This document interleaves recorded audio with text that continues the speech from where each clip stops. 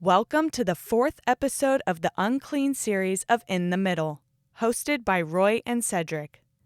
In this episode, they discuss the biblical process of making one clean again. If you'd like to read along, reference passages are in the show notes, and we hope you enjoy this episode of In the Middle. And so this is talking about a condition. So if you think about what it takes to get tzaraat, according to our understanding, according to our Jewish perspective, it's sin. So if he's covered in it, now it doesn't say, and we just went through some scriptures, and there's more where they don't want to see it spreading, and that's why they deal so hard. But if he's covered completely, it's a done deal. Right. And it's almost like this attitude, for it to go that far, there's not much we can do about it. You don't have anything that shows that they're worried about him spreading it. So it's almost like for him to have it all the way, the byproduct is everybody's got it too. It's kind of that type of an element. So he's clean. So when you just explained it, I thought, well, maybe if somebody is covered from head to toe, their appearance is so odd that people will naturally keep a distance from them and not He's to worry clean. about it spreading. He's clean. He's ruled. I just said, that's why I said that. You Well, cannot he's be ruled designated unclean, clean, but he's not outside of the camp. He's No. still going to be in the community because he's designated as clean by the priest. So he's not separated. If he's not separated, and I'm alluding to this, everyone else has got it too, is how it Wow. reads to me. Because So- otherwise you would separate them and you would put them out. But if someone's covered head and toe, they lost the battle with tzaraat. right, So that's the new norm now. right. The community has lost the battle Yeah. at that So point. on the live Okay. flesh, is that like a new type? No, it would be that you go back to, the funny thing is I have enough Christianity in me where my takeaway from this is Revelations. I would rather you hot or cold, but because you're lukewarm, I spew you out. Right, You have this either no tzaraat or all tzaraat. right, If you have a little bit of each, you're unclean. right. So you can either not have it at all, or you can be covered in it, and everything's fine. It also speaks to another condition of in the world, but not of the world. So you could paint a picture where, okay, some are covered head to toe. Always our warning goes back to that Rev Rav. It's the mixtures. You remember that, right? The Egyptians came with us, the Yeah, golden the calf, the Rev multitude. Rav, Yeah. they gathered. It's the mixture Mixed of multitude. substances is where you'll see a lot of Torah law. We're not allowed to mix things like that. So if you're all that way, you can be redeemed. If you're all the way in the world, and think about, the reason why I kind of stopped down on my reading is, I thought about before I came to know the Lord. I never had let me not say that. I did have a standard that I walked by. There's certain things that I wouldn't do, and most things I would do, but I didn't have the conviction. The things that I wouldn't do, I wasn't tempted to do them like when I became a believer, I just didn't do them. And we'll probably cut this out. I would not commit adultery with a married woman. That was a hard rule for me. I wouldn't deal with women that date more than one guy. I wanted no part of it. I wasn't that type of a guy. Now, everything else, unfortunately, went for me. Right. But that was, for me, I was completely covered in tzaraat. I was completely contaminated. Well, then I come to know the Lord, and now I'm a mixture because I've got good flesh, I've got bad flesh, and I have convictions, and I have to repent, and I have to do these things. And so when they're diagnosed, and tzaraat is very much where most of us live today. That is usually before, but we are warned about a condition. When I say that is usually before, to be fully covered speaks to before you even had the mind of Christ, we'll say, the mind of Mashiach. You didn't know. You were completely covered in tzaraat. You're clean. It doesn't matter. You didn't feel you were a good person. It didn't really matter. But then afterwards, the rules kind of started changing a little bit. But it also speaks to a coming world condition. So it speaks to the world we came out of. It's worse if you know what you know now and you have tzaraat. That's the contagion. That's the contagious part. Self-righteousness is just as contagious as any other type of iniquity. But that's the danger of it. So One of the things that, as I was studying the solution in, what the priest does in the ceremony for the cleansing and the healing of leprosy, right? Yeah. Once they've identified that, okay, things are starting to go away, it's clearing up. All right, this person, I can go out to him, inspect him, call him clean, and then begin the process in the ceremony. And part of this, other than the 2 doves, there's the cedar, the hyssop, the scarlet, right? The scarlet wool. And interestingly enough, the cedar, when I was studying it, represents, because the cedar is the highest tree. Yeah. It's supposed to represent the haughtiness. Yes. Right. Yep. And the mentality that led to that evil speech and the behaviors. The hyssop represents a lowness, because it's the lowest of shrubs. Yeah. Right. And much like a worm or whatever, there's the red wool and yarn thing or whatever. Yeah. So to say self-deprecating is also evil speech. Right. Yeah. So it's like all of the representations in this, one of the birds is going to be sacrificed. One of the birds is going to be allowed to live. The one that is allowed to live isn't supposed to see the one that is killed, but gets dipped in the blood of that one and then released. I'm like, wait a minute, like, why am I getting bloody like this? I can imagine. Was this for the buildings or the clothing? I think this is for the person, actually.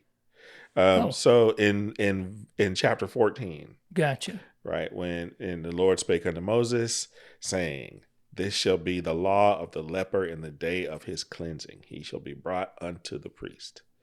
And the priest shall go forth out of the camp, and the priest shall look, and behold, if the plague of leprosy be healed in the leper, then shall the priest command to take for him that is to be cleansed 2 birds alive and clean. Yeah, that's right.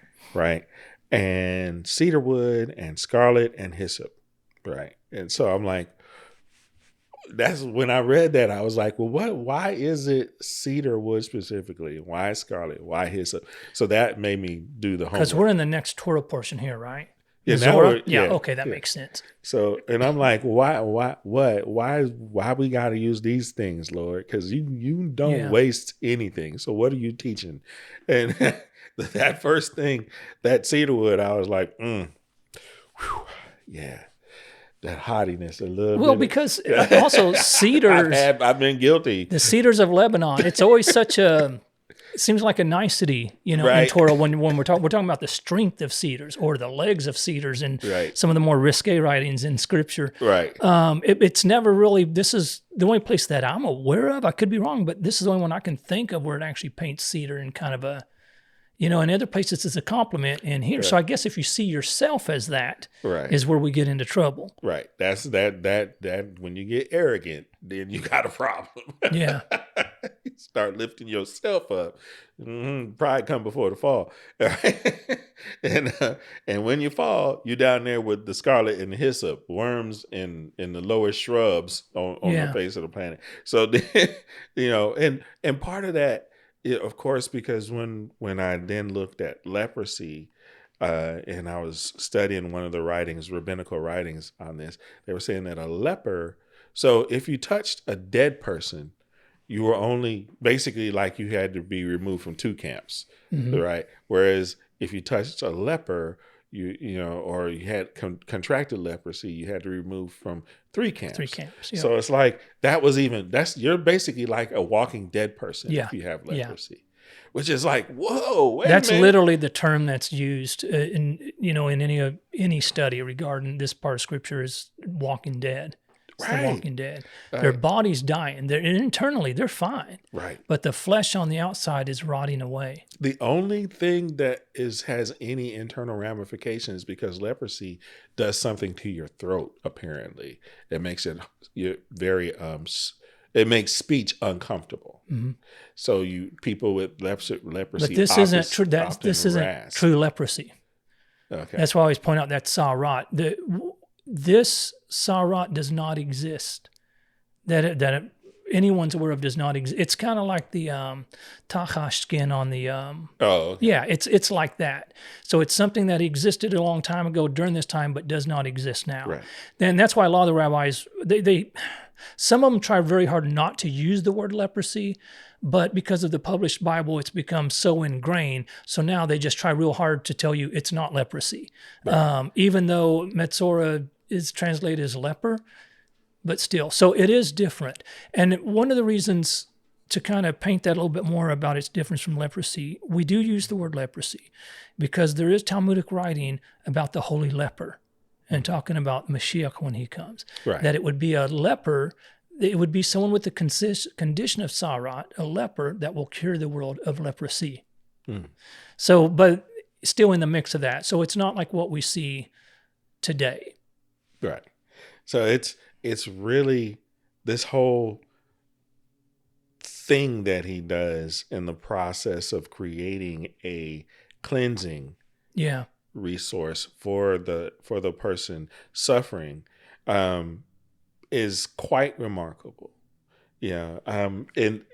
And I was like, wait a minute, there's so much representation in the healing process to where if you're the leper who has been, made unclean, and now you're being designated clean and going through this process, it can't be lost upon you, right? Because it's all like right there in the front. Yeah. And so I was like, because he wants the person who made those choices that got them into that situation to be completely delivered out of that thought process. Yeah.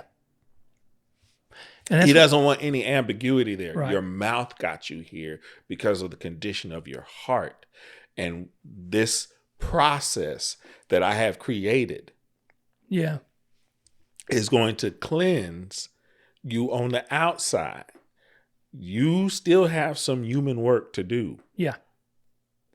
Well, and even with the putting them outside the camp, and I know over history there's been colonies of lepers, and so that's why I want everyone to remember that it's not that. Part of their punishment, if we'll call it punishment, part of what they had to go through in this, when they were put outside the camp, they were put outside alone.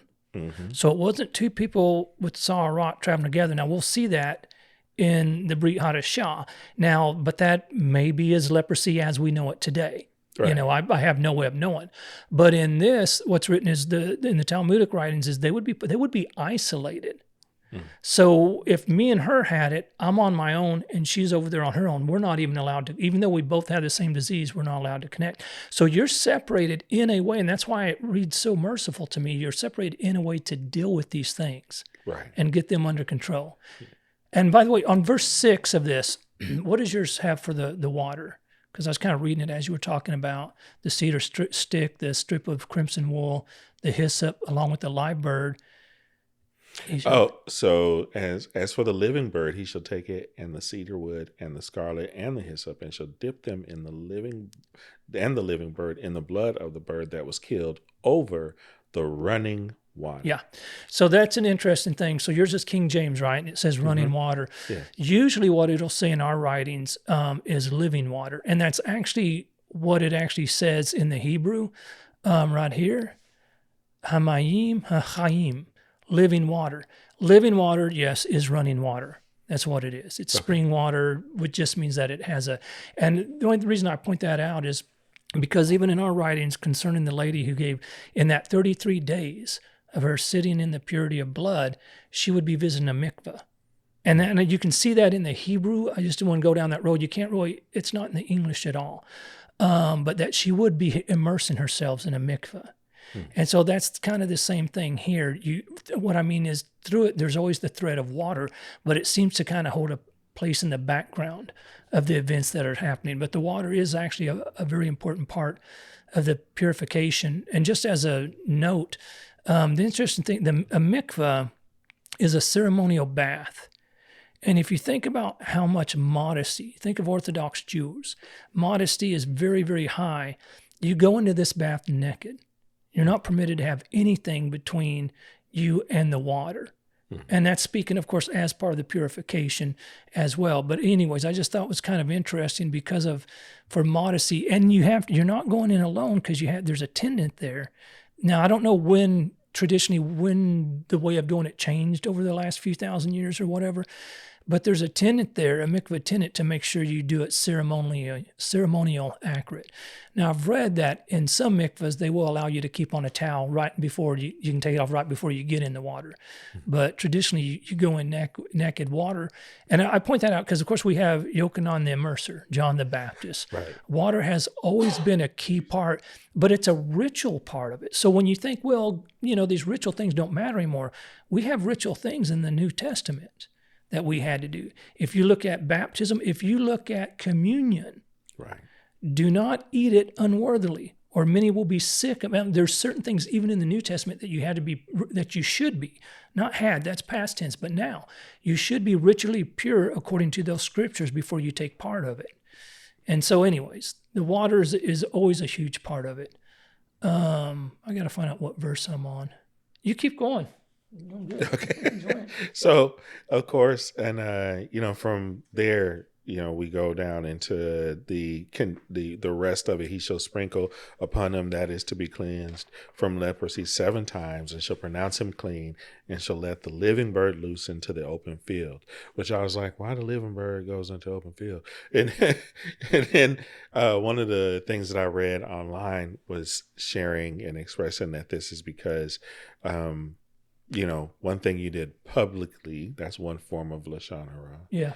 And then there's the thing that, is private and is in your heart, and that's released to go to another place that is not within community, basically. Right. And so I was like, that's interesting. But so much of this cleansing process, again, reminds me of the cleansing or the consecration process that Moses is going to be told to do to Aaron and the priests before the temple.